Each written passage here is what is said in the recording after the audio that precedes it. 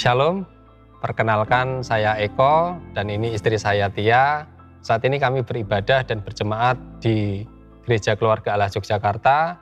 Puji Tuhan, kami pelayanan di The Star jam 14. Sudah lama kami memiliki kerinduan untuk mempunyai sepeda motor yang lebih baik daripada yang kami miliki sekarang.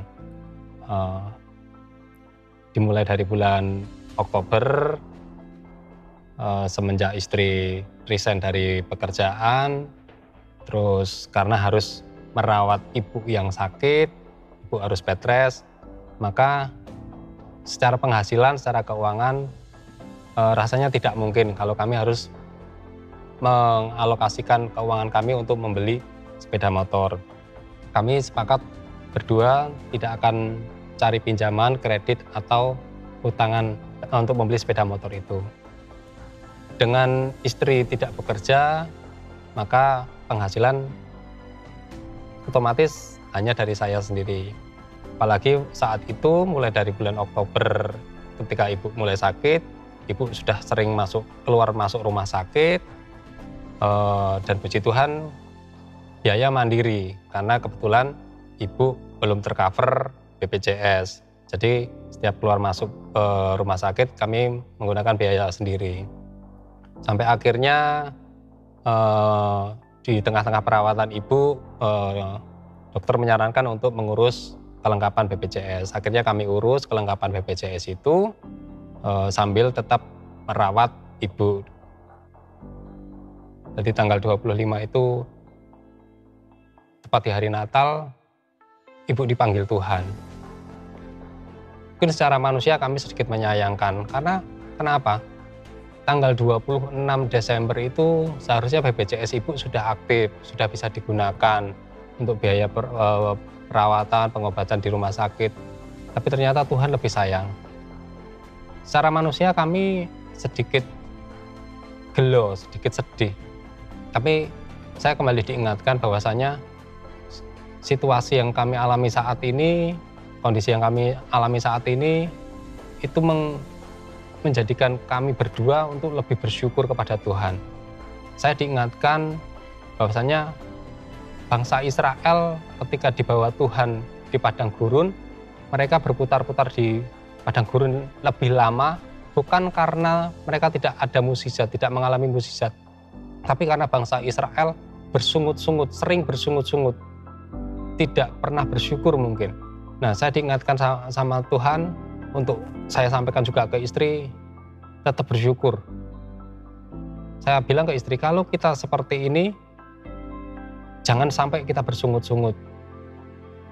Karena ketika kita bersungut-sungut, maka padang gurun ini akan lebih lama. Nah, puji Tuhan, mulai bulan Januari, dengan tahun yang baru, semangat baru, kami memulainya semuanya kembali dari nol. Istri mulai bekerja kembali meskipun paruh waktu, dan kami mulai melakukan yang menjadi bagian kami, apa yang bisa kami lakukan. Mungkin dengan tetap menggunakan kendaraan sepeda motor yang ada. Nah, sepeda motor ini bisa saya katakan menjadi sepeda motor yang sudah cukup tua ya. Karena dengan sepeda motor ini ya kami bertiga ke gereja, kemanapun, kami bertiga, saya dan istri juga anak kami yang kebetulan juga ibadah di Kids. Jadi setiap hari Minggu dari Kalasan sampai ke The Star, yang idealnya kami tempuh, kalau dengan sepeda motor yang normal itu kami tempuh kurang lebih sekitar 40 menit sampai 45 menit lah. Tapi dengan kondisi sepeda motor kami yang saat ini, yang kami miliki waktu itu, kondisinya tidak baik secara mesin, tenaga juga, kami ngalahi berangkat lebih awal. Jadi kurang lebih 1,5 jam sebelum kami kumpul. Karena kebetulan kami pelayanan di The Star jam 14, kami kumpul jam 13 harus sudah ada di The Star. Maka kami berangkat dari rumah, dari Kalasan, sekitar jam 11.30 atau paling lambat ya 11.45 sudah berangkat. Nanti sampai di start sekitar jam 13.10 atau 13.15.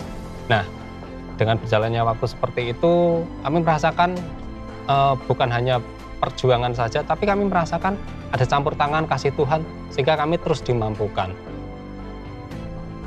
Di bulan Februari, gereja kita masuk di tema khotbah, seri khotbah yang baru, The Covenant of God. Nah, di situ kami dapatkan bahwasanya kami semakin dikuatkan, kami semakin dimampukan. Oh, Tuhan sudah melakukan perjanjiannya dengan kami. Yang jadi bagian kami adalah kami melakukan tugas kami. Kami melakukan menjadi kewajiban kami. Maka nanti Tuhan akan lakukan bagiannya Tuhan. Saya percaya itu, kami pegang setiap seri firman Tuhan yang dibagikan setiap hari minggunya.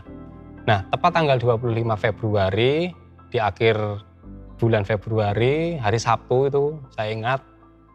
Jadi ada orang yang tidak dikenal, yang kebetulan waktu itu saya ada di kantor, saya sedang bekerja. Dan istri yang menemui orang tersebut. Ya, pas itu saya pulang kerja sekitar jam 11. Tapi saya habis sampai rumah, saya keluar sebentar mau beli sayur. Rumah tidak saya kunci, saya buka sedikit pintunya. Setelah pulang dari beli sayur, saya kaget. Di depan rumah saya sudah ada orang yang nongkrong di teras di depan rumah. Saya nggak kenal itu siapa. Terus saya tanya sama mas-masnya ini, "Mas mau mencari siapa? Apa benar ini rumahnya Mas Eko Wahyu?" "Iya betul, saya istrinya." Singkat cerita saya suruh masuk mas-masnya tadi. Terus saya tanya lagi, "Ada keperluan apa ya Mas kok mencari suami saya?" Lalu masnya ini mengenalkan diri, "Nama saya Prasetyo Mbak. Kedatangan saya ke sini yang pertama saya mau silaturahmi, dan yang kedua saya disuruh oleh seseorang untuk mengantarkan motor dikasihkan sama Mas Eko." Saya kaget, saya bingung. Motor apa? Maksudnya gimana ya, Mas? Motor kami nggak merasa kredit motor atau ikut undian kayak gitu. Terus masnya ini bilang gini, "Jadi seseorang ini menyuruh saya untuk mengasihkan motor ini karena seseorang ini dulu pernah ditolong sama Mas Eko. Dan sebagai rasa ucapan terima kasih, seseorang ini memberikan motor ini untuk Mas Eko dan Mbak Tia." Seperti itu. Di situ saya tambah kaget lagi. Dan saya bingung mau ngapain. Terus, "Ini beneran Mas, ini nggak mimpi?" Terus masnya ini bilang, "Iya Mbak, tolong diterima ya." Terus yang ngasih itu siapa? Seseorang ini tidak mau disebutkan namanya, tidak mau disebutkan alamatnya, pokoknya dia merahasiakan seseorang yang menyuruh untuk memberikan motor tersebut. Seperti itu. Nah, di tengah kepanikan istri, waktu itu tuh istri telepon saya posisi ada di kantor, telepon saya sambil nangis-nangis. Saya bingung, ada apa? Ini kok istri saya nangis-nangis. Terus istri ya sempat bilang sedikit, "Pak, ada orang datang ngantar motor." "Motor apa?" "Yang ini ada motornya di depan, ini surat-suratnya lengkap, semua udah komplit." Karena saya juga bingung, saya bilang, "Yaudah nanti jam istirahat saya pulang." Kemudian saya jam istirahat pulang, saya sempatkan sebentar pulang sampai rumah. Betul, di depan rumah itu sudah ada motor Beat warna hitam terparkir di depan rumah di teras itu. Dan saya bingung, ini motor siapa? Apa motor yang diceritakan istri? Terus istri mungkin masih sedikit agak shock juga. Dia bilang, "Itu Pak, surat-suratnya ada di meja." Saya lihat STNK, BPKB, kunci motor, saya cek ke surat-suratnya tadi, nomor mesin, nomor rangka, itu sama persis semua, komplit. Jadi tidak ada yang istilahnya tidak ada yang tidak dipersiapkan, bahkan sampai nomor esek-esek, nomor KTP, fotokopi KTP si pemilik pertama ini itu juga dilampirkan di BPKB. Bahkan yang bikin saya kaget lagi, untuk pajak tahun 2023 juga sudah dibayar lunas, padahal pajaknya itu masih jatuh di bulan Oktober nanti. Ini sudah dibayar lunas untuk yang tahun 2023. Jadi untuk tahun ini saya tidak memikirkan pajak untuk kendaraan motor ini, tidak memikirkan lain-lainnya, saya tinggal pakai saja. Nah, dari situ istri juga bilang, ini Mas Prasetyo bilang yang pemilik pertama di STNK dan BPKB ini bukan yang ngasih, tapi ini hanya motor atas nama pemilik pertama, jadi seperti itu. Dan yang bikin saya bingung juga, saya ingat-ingat siapa orang yang saya tolong tadi, yang sampai menghargai, membalas budi pertolongan saya itu dengan nilai sebuah sepeda motor. Saya ingat-ingat kebaikan seperti apa yang sudah saya lakukan, saya kok nggak ingat. Rasanya setiap saya melakukan kebaikan ya yang biasa-biasa saja.